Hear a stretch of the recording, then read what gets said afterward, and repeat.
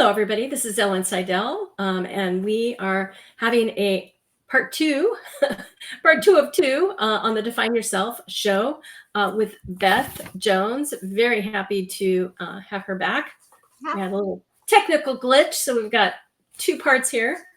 But she had, just kind of give you guys up to speed, she had come through and explained a little bit more about her HEAL framework. Mm-hmm. And that really just kind of brought me back to some thoughts. I don't know if I had mentioned so far on the show, but I know Beth and I spoke that, my first husband was diagnosed in his mid-40s with pancreatic cancer.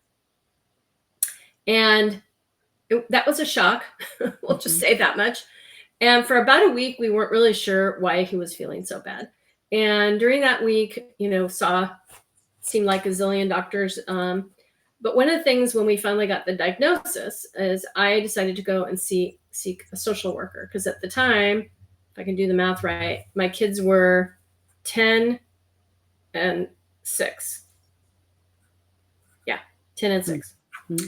And that social worker told me something that was really, really amazing. And it was like seared in my brain because I had really young kids. And so she's like, tell them the name, tell them they can't catch it, and tell them every emotion they're feeling is exactly what they need to feel, completely normal. Let's just keep the dialogue going. Yeah. And the reason I bring this up is because you mentioned something really interesting on the end of the last segment. And that was, it was a relief to have a name for what you were going through. I don't know if you can remember that. I do. And in my own view, I think I felt the same way. Like my husband was very ill.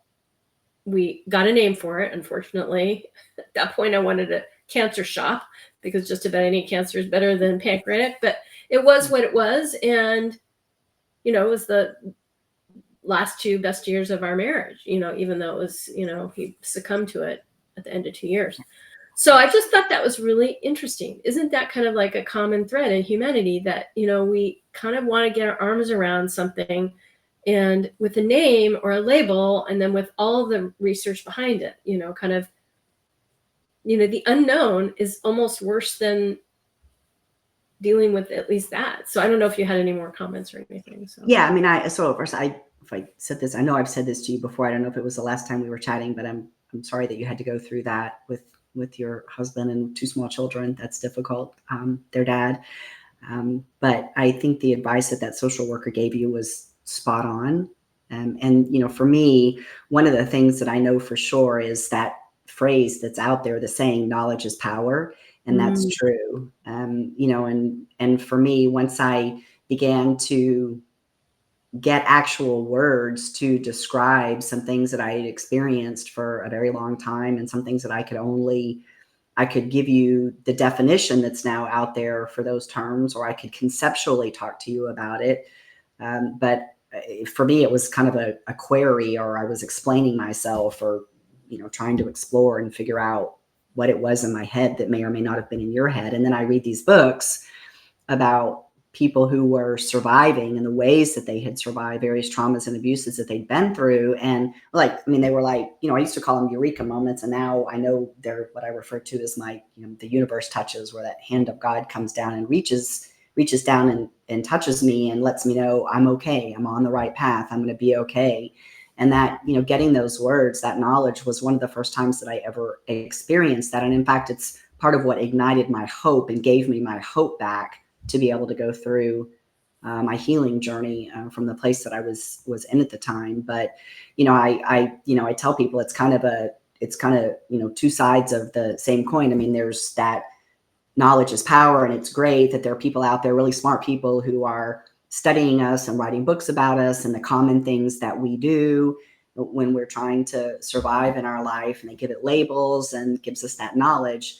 The flip side of that is that it sucks that there's so many out there that they're having to do that, right? I mean, but I'm glad it's there, but I just guess I wish there weren't so many of us who were survivors, right? That would be a nice place to be. But yeah, I mean, I think that, what you've said, what you described, and definitely my experience is knowledge is power, and knowledge is empowering.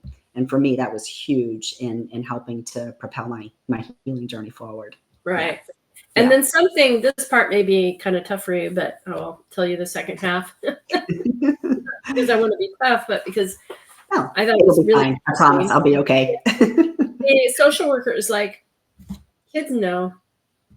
And if Oh, you don't give it a name, it's this big, like, unspoken thing, and just speak it, make it out in the open.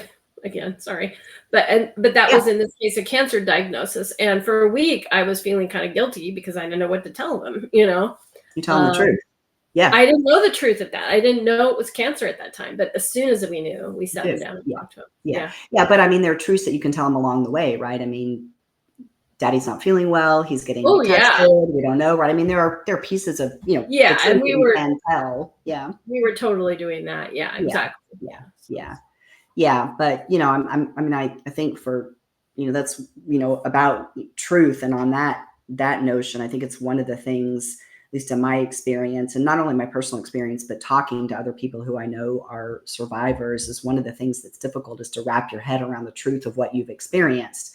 And mine started when I was 5 years old, and I've had a conversation with my dad, in fact, not so long ago, where he was asking me, why didn't you tell me? And I was like, well, what exactly does a 5-year-old say about something like that? Right. I mean, you don't have any idea as a kid what's happened to you. Right. And so owning your own truth is even difficult. Right. I mean, that's hard. And when it begins when you're very young, I think perhaps it might be more complicated. And, I don't know, I can't remember if we talked about the nightmare that I had for about 15 years before I started to really do the intensive and focused part of my healing journey. But I would have been around 35 at the time. And that began on the backside of my aunt telling her daughters this story about having been abused for most of her childhood by her father. And that is the same person who abused me when I was 5, my grandfather.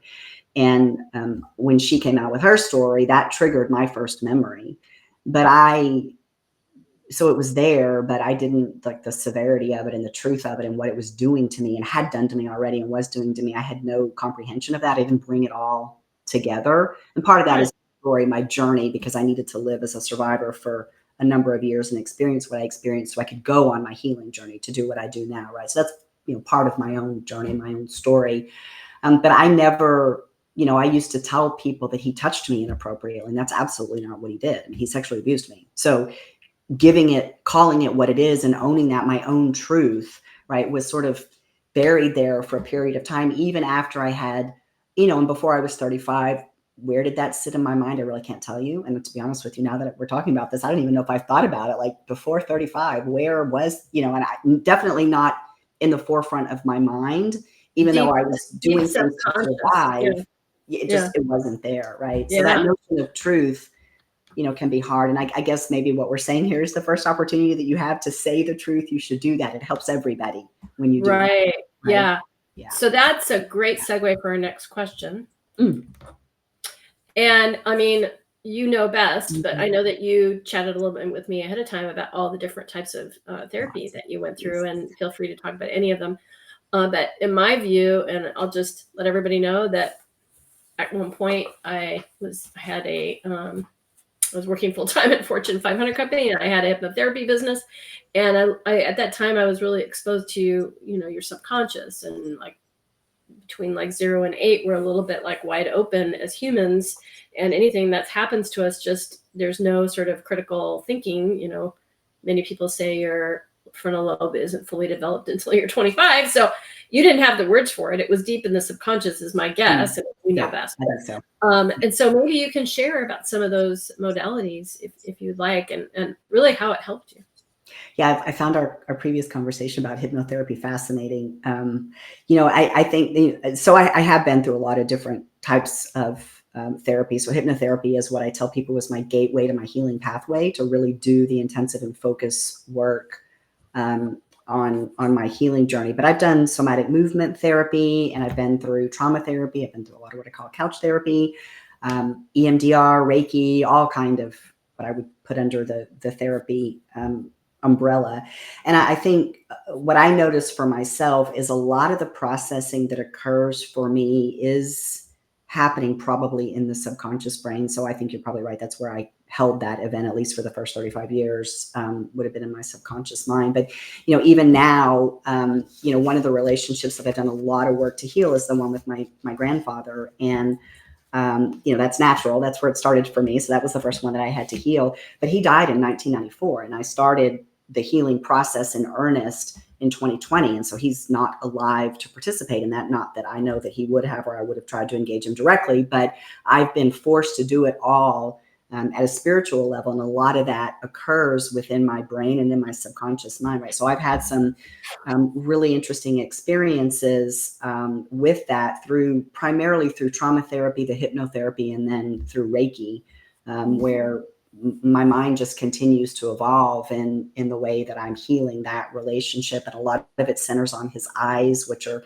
kind of the windows to the soul, and so a lot of it's happening there. So I've had some really amazing experiences with that. I think they're super cool. And I kind of can take myself out of the reality that that's me healing my own relationship with that being, right? I can take myself out and I'm like, that is like so cool, the things that happen, which, there's a fair amount of it in my book that's coming out, and I'm going to continue to write about it. And I'm actively writing about it on my blog. So if you want to read about it, it's all going to be there. I know. But that's some amazing experiences I've had. I think the thing for me about therapy, so I'm a huge advocate for therapy, all kinds of therapy modalities. And I feel like it's the level of engagement that we give to it is where we get the productivity out of it, right? And so I have always approached therapy with the intention of getting help, but even going into it that way, where you're a professional and I'm believing that if I get engaged with this process, and I believe spiritually, I believe that there is a God or a universe element of that for me, right? You're sending me, I'm here. You put me in the hypnotherapy session and guided me that way, so I'm open to it. Let's see what's going to happen, right? And so I feel like, being open like that and really engaging with it is where we get the most productivity and benefit from it, right? But I've also been in a situation where, before the hypnotherapy, and I had any idea what I was dealing with in terms of the trauma and abuse that I've suffered, or like the conscious awareness of it, right? So I talked about, maybe I had some more conscious awareness when I was 35. But even before that, for years, I don't know, maybe starting in my 20s, my mid-20s, early 20s, mid-20s, I had this innate pull inside of me to get help. Like, I need to be in therapy I don't know why, but I feel like I need therapy. So I'd be in individual therapy, and sometimes I went to couples therapy. And I never, even though I had the intention, and I'm here because I feel like I need to be here, making the active choice to be here, I couldn't advance in it. And I think there are, a few reasons for that. One of them being that I didn't have the ability to say to any of those therapists, here's why I'm here with you, right? At least as a starting point, something to be a starting point.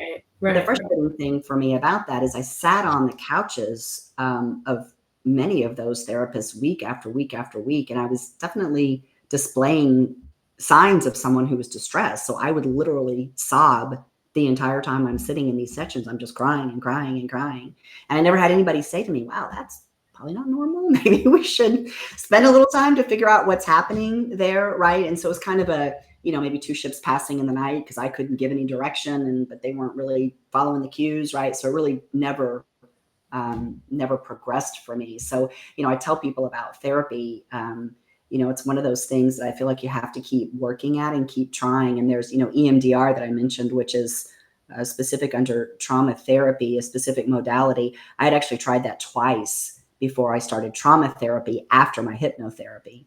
And I had never been able to engage with EMDR before, but now, from the moment I tried it with my trauma therapist, I was able to really engage with it. And I now can take some of the way that works into my own processing myself when I'm, there's a rhythmic cadence to some of the process that happens in EMDR. And I can put myself into that cadence when I'm out walking or hiking or running, for example, and I can get myself into my own processing state, right? So, I would not be able to do that had I not agreed to try it for the third time, even though it had not worked the first two times, right? And so that's that trusting where you are, right? And having the intention to try it, which I think is important out there. I'm really observing your drive.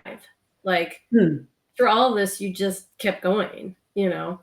Pushing. And so I acknowledge that part. For the audience who may not know EMDR, it's eye movement desensitization reprocessing. Yes. And a little story on this one, which I might have shared with you, but it's kind of crazy, No. all the connections. But my Yeah. first husband's, oh, this is going to get confusing. My father-in-law, so my first husband's dad's cousin, Okay. caught EMDR for Oh, PTSD. And they even would travel up to Washington State. And when my father-in-law was mentioning it, I'm like, let's call him up. And so we ended up with a whole big family reunion. oh, how cool. But I didn't know anything about it. And so then after Jim died, I tried it. And Yeah. for me, I can only describe kind of, I'm not a, clinician, but for me, it felt like I had stuck emotions cellular level. Yes. I just needed to Absolutely. release the Absolutely. emotions. And I don't know why EMDR worked for me, but I was really impressed with it. And you can read more about it, but it's like somehow when the therapist is bringing you through a process and you're getting really in touch with the emotions and you move your eyes in certain ways, that somehow releases all of that. Yeah. And so I don't know if that's your experience. It is my experience. Exactly. And I think it's the engagement of the conscious mind when your eyes are moving, you're focused on the pen light or the fingers, that allows the subconscious mind to begin to unlock, which of course is that connection to what you're describing, the cellular level, right? But yeah, absolutely. I mean, having those, I know exactly what you mean about having, like, you're carrying the weight of the feelings, right? Yeah. And I definitely felt that way, and for me, I did a lot of things to mask it and cover it up and kind of dissociate from it for a lot of years, that I was just surviving, and when it came time to face it, it was heavy, right? I mean, it was a burden that I was carrying, and, EMDR and somatic movement therapy was the other one that really helped me to physically release some of those emotions, so that, somatic movement therapy, I don't know if you know about that, but it's like, it's movement of the body, it's mind, body, and soul connection, and the belief that the movement of the body helps to release those feelings out. And so, and I had an experience, a powerful experience with that about 2 years before my hypnotherapy, that I feel like that event was like, I tell people, that was like pulling the cork out of the champagne bottle, because I had a lot of emotion that I released through that somatic movement therapy that I needed to get out of me. And that was like the last set of emotions that were blocking everything else. And so that released those emotions physically from me. And then I was able to go on a couple of years later in the hypnotherapy, and then, move on from there with trauma therapy to get a lot of it, all the heavy stuff, out of me. So just a couple thoughts, but when you were describing that, it just reminded me that kind of the way to heal is to have it go through you. Like someone close to me, I won't name names, it's not my story to tell, but someone close to me had some trauma as well. And I remember hearing through that person and the reflection of their therapist, oh, she's got good coping mechanisms and coping skills. And I was kind of like, coping doesn't seem like a solution to me, and it's a good start. So I'm not, throwing shade on coping, but I was like, maybe that's a first step or something. I mean, I'm not a therapist, but what was interesting is that coping still, in my view, is that bypass, or is that, okay, I'm here, but I haven't really processed everything. And so it just strikes me that you talked about it. It's like through, you have to go, it has to be through you. And it's, I haven't, been what you've been through, so I don't pretend to know. And even if I'd been through my own story, it wouldn't be your journey. But at the end of the day, even grief is like that. Grief is everybody's journey, and you have to process it through you, body, soul, spirit, the whole thing. So yeah. I mean, you're carrying it. You can't carry it inside of you. And I think you're right. I mean, a lot of ways that we cope are unhealthy. And that's what I refer to as unhealthy survivorship. And I suffered from that. And the only way to really end that suffering is to process it out. You've got to push it through you and get it out of your body. And, a lot of people are reluctant to do that, and they have trepidation because it's not fun. I mean, I'll be honest about that. And I think probably with what you've been through, that it's not fun to go through that process. And people have fear, which I understand and I think is natural, around discovering something that they don't want to know. And I experienced that. My fear was a bit misplaced, but I understand that feeling, right, of not wanting to trigger something that I'm not consciously remembering, right? And so But those aren't, even if that happens to you and you do become aware of something that you didn't know before, you're still in an environment where you are working on the healing process and you have the opportunity to move on past that as well, right? So, yeah, I mean, I think a lot of it is about shedding the emotions, the unhealthy emotions that we carry in our bodies attached to those different things that we experience, right? And you really And do need to process it out. Yeah. And those emotions became beliefs before we even knew it, because it was between those tender years of 0 and 8. Yes. So real quick, Exactly. That leads us to our wrap-up question. And yeah, I just thought I'll just throw this out because I don't know what your is going to be, but it just really, this kind of reminds me a lot about this really amazing book that, in case people haven't read it, it's called Man's Search for Meaning by Dr. Frankl. And someday I will do more of a deep dive into logotherapy. I don't know. Did we talk about this book? I can't remember if you read it or not. I haven't. So I've not read it. We did talk a little bit about it, but I have not read it. And I haven't had a chance to read it since we talked. Yeah. I'm giving you homework assignments, Beth. It's more than just record twice. Anyway, thank you for having a good sense of humor about it. But I just will throw that out for people, because the idea of logotherapy is really man's search for meaning. That's what the book's called, Man's Search for Meaning. And that even though, and he wrote the book in 2 halves, and I probably need to reread it, but the first half was him in a concentration camp because he was, a survivor. And how did he maintain some sort of equilibrium? And maybe there's a better way for it. But it wasn't him, the psychotherapist. It was him being in this concentration camp. And then the second half was him reflecting as the psychotherapist on him and other people who were surviving in this godforsaken, situation.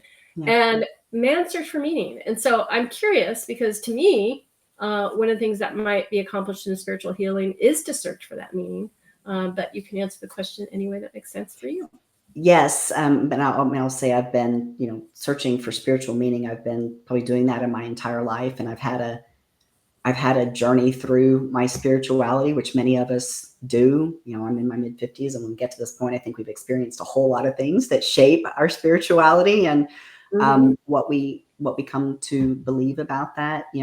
I know my life is divinely led, and it always has been. And one of the things I'm very clear about, and that I learned through my healing process, was about my life's true purpose. And my life's true purpose is by design to be a healing mentor. But ironically, what that means for me is that I had to go through the 50 years of what I went through, plus my healing journey, in order to now do that work. Right. And I look back over my life, and, I said, what I've been through, I think naturally sort of ponder these things a lot, right? Exactly as you're talking about the showman, right? And you think a lot about it. And I can see from, definitely from the hypnotherapy moving forward in the last 4 years, a very clear path that is divinely led, right? And it is spiritually, and even when I talk, the healing message that I share with people, it is based on my experience. But when I talk, what's coming out of me is really not my message or what I want to say. It's what's being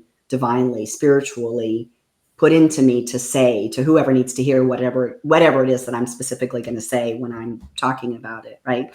And so I see the progression of what I've been through, where that path is just naturally unfolded before me.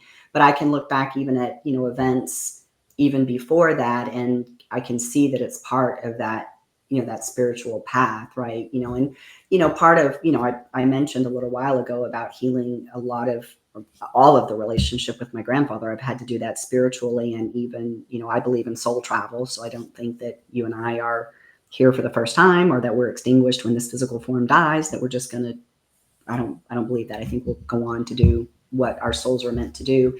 And so I've had some experiences directly related to that, very powerful spiritual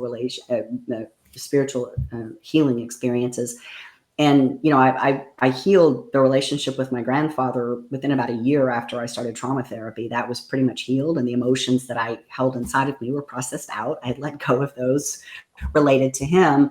But I've continued to have these experiences. And I feel like part of that is actually what I'm meant to be telling people about what's possible, right? About how far and how far you can extend that healing, right? And so, with my grandfather, for example, a lot of the healing that I've done has been centered on his eyes, right? The windows to the soul. And I've had a progression of events where I went from this place of, every time I thought about him, it was predatory eyes stalking me, and to where it went to these kind of crazy googly eyes that are on stuffed animals and stuffed toys. And when I thought about him, that's what I saw. And it took the power out of the fear of him was gone. It took the power out of that fear once I was able to process and see him that way. And I've had a few experiences in between there, but more recently, one of the things that happened to me actually through a Reiki session is I was walking through a building where children are playing, and I'm a young child myself.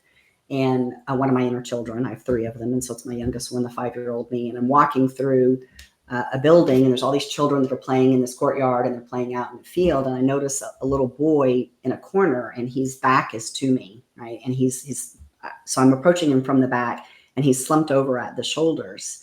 And I keep walking up to him, and he turns around and looks at me. And I remember physically in the Reiki section, like me lying on the table, like I'm like jumped, like startled, because when he turned around, it was him. It was my grandfather, but it was my grandfather as a 5-year-old boy, the same age that I was when I was first abused by him. And this was part of what this healing was.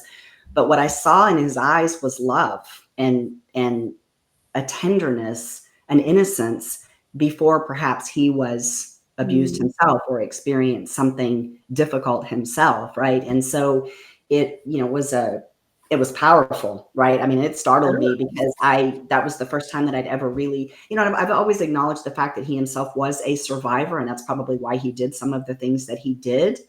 But I'd acknowledge that, and that's part of the process I go through when I heal relationships, is acknowledging that about people. But I mean, this was totally different, right? I mean, because this is like before then, right? And seeing those eyes and that softness and that love and that innocence before, and he became me, right? I mean, he was a child just like me. And, at the end of that particular event, he and I are standing together, their backs are to me. So my 5-year-old and this young boy, him at that same age, standing in harmony. And that's what I was left with, was this overwhelming sense of harmony after that event. So, I mean, it's powerful, right? So, I mean, I've had, like I said, a long journey and all kind of religions, and I'm what they call an omniist. So I believe that every religion or belief or practice has some truth, but no one probably has it all right? So I believe widely across beliefs that are out there, right? And so I think that's part of what happens to me, is just that,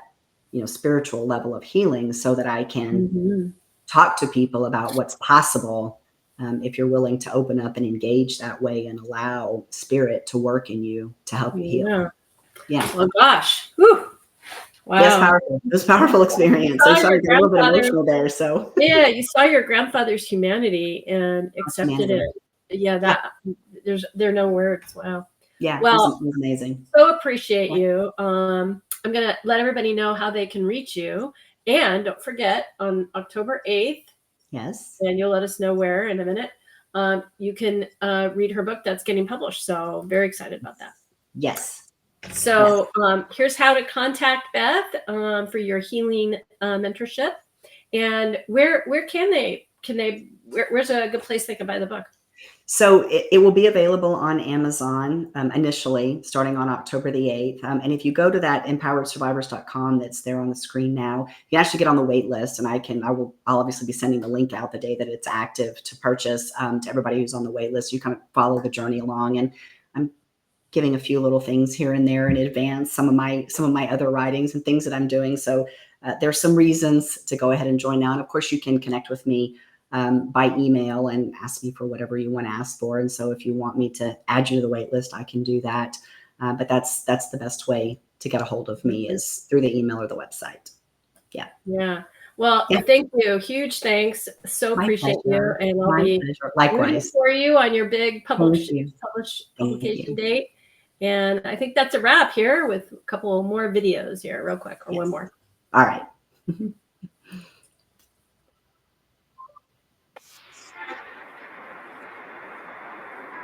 Thanks, everybody. Thanks, Beth. You're welcome.